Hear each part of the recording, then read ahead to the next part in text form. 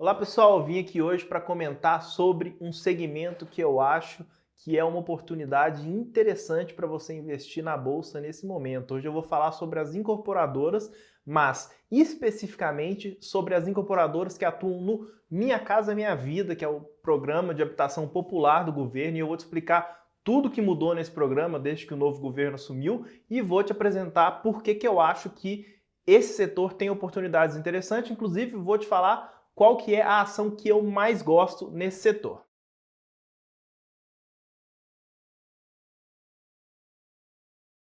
Sou Rafael Ragazzi, eu sou responsável pelo Nord10X, que é a nossa série focada em ações de crescimento aqui na Bolsa, e vamos lá para o vídeo para falar das incorporadoras do Minha Casa Minha Vida, que estão apresentando um excelente resultado nos últimos trimestres. Quando a gente pega o segundo trimestre agora de 2024, elas apresentaram recordes de vendas. Se a gente soma Cury, Direcional, MRV e Plano e Plano, o Broadcast fez um estudo, o total de vendas dessas empresas dá 7,2 bi. Isso é um aumento de 33% em relação ao mesmo período de 2023. Apenas a MRV, que como vocês vão ver aqui nesse vídeo é a nossa preferência do setor, né, já dando um spoiler, totalizou aí 2,5 bilhões em vendas agora no segundo trimestre. Isso é um incremento de 14% na comparação com o mesmo período anterior. E vale ressaltar, a MRV já vem entregando vendas muito fortes há alguns trimestres. O Minha Casa Minha Vida, ele voltou a impulsionar muito forte as construtoras voltadas para esse segmento.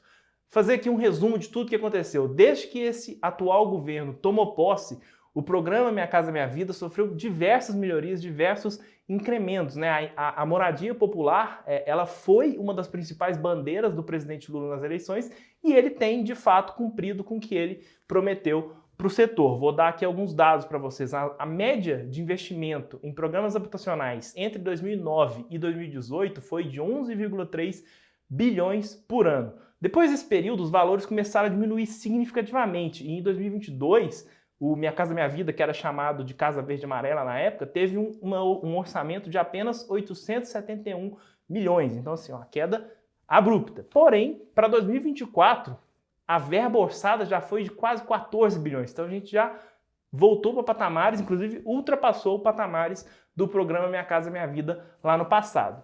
O governo ele anunciou que a meta é contratar 2 milhões de novas moradias no programa até 2026, então até o fim do seu mandato. Isso representa uma média anual de 500 mil unidades e é consideravelmente superior às 270 mil unidades que foram contratadas em 2022. No ano passado, o Conselho do FGTS ele fez também diversas melhorias para o programa, ele aumentou o subsídio, ou seja, está ajudando mais os compradores do Minha Casa Minha Vida, ele reduziu o juro e elevou o teto do Minha Casa Minha Vida, isso é extremamente importante para as incorporadoras que atuam nesse segmento, logicamente, né, elas vão poder cobrar um preço mais alto pelos seus produtos, tem um espaço maior para aumentar preço, além de aumentar volume, essas duas coisas estão se somando. Além disso, o orçamento para o financiamento habitacional foi elevado em 42%. Eu estou falando aqui do orçamento do FGTS, que é quem faz o fund, né, que é quem banca os empréstimos do Minha Casa Minha Vida. Ele passou de 68 bilhões para 97 bilhões. Inclusive, o Lula também disse que ele quer ampliar o programa para famílias com renda mensal de até 12 mil, que hoje não teriam direito a participar do programa. E aí o preço teto dos imóveis pode ser elevado para algo entre 500 e 600 mil. Hoje ele está em 364 mil depois dessa última alteração. Passando agora para 2024, o governo também fez duas mudanças importantes. A primeira delas foi reduzir os impostos, né? O RET, que é um imposto que era de 4%, passou para 1%. E além disso, teve também o FGTS Futuro, que é o governo liberando que os contribuintes do FGTS possam usar os seus recursos depositados no FGTS para comprovar renda na aquisição de imóveis. Isso basicamente aumenta o poder de compra dos participantes do programa. Eles podem comprar um imóvel melhor, podem comprar mais imóveis. Além dos incentivos federais, a gente também tem que ressaltar que Estão acontecendo diversos incrementos no âmbito estadual. Os estados estão criando seus próprios programas habitacionais que se somam ao Minha Casa Minha Vida. O Pode Entrar, por exemplo, que é o programa do estado de São Paulo, ele prevê a contratação de 40 mil apartamentos e ele tem um orçamento sozinho de 8 bilhões. Vou deixar aqui na tela para vocês um mapinha que a MRV fez com esses diversos programas estaduais que estão sendo implementados. Vale destacar que, recentemente, o STF decidiu que os recursos depositados no FGTS devem ser corrigidos, no mínimo, pelo IPCA, que é o principal índice de inflação do país. Por que isso é muito importante? Porque isso eliminou o risco de que o índice de correção pudesse ser a poupança, que está, nas condições atuais, em 6,17%.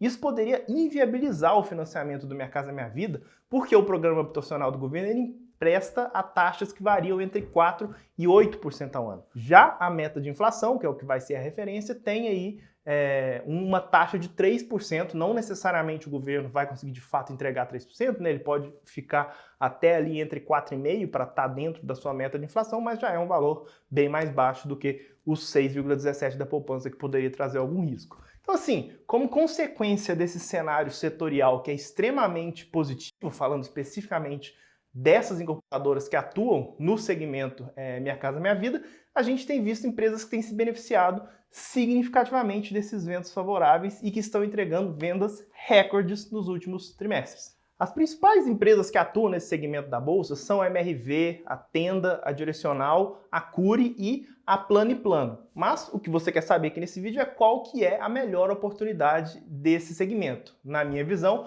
a melhor oportunidade é a MRV e eu vou te explicar por quê. A MRV tem como objetivo entregar 10 bilhões de receita e 1,5 bilhão de lucro no médio prazo, em algum momento nos próximos 3 a 5 anos. Se a gente considerar apenas o desempenho do segmento de incorporação brasileira da MRV, a gente já chega, com os dados divulgados das prévias do último trimestre, do segundo trimestre, num patamar anualizado, ou seja, a receita desse último tri vezes 4, de 10 bilhões de receita.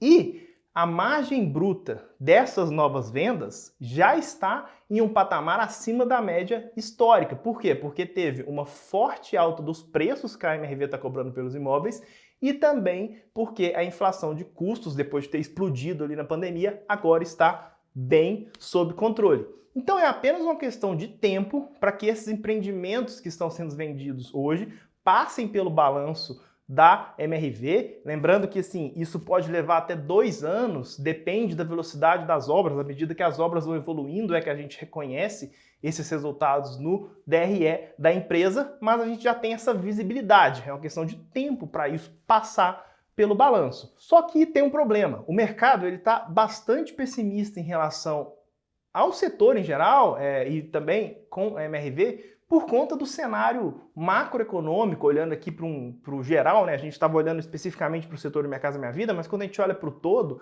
tem uma preocupação muito grande em relação aos gastos públicos, né? Inclusive a nossa Selic, que estava caindo, parou de cair, a gente não sabe quando que ela vai voltar a cair. A inflação foi divulgada agora do último mês, veio um pouco acima do esperado.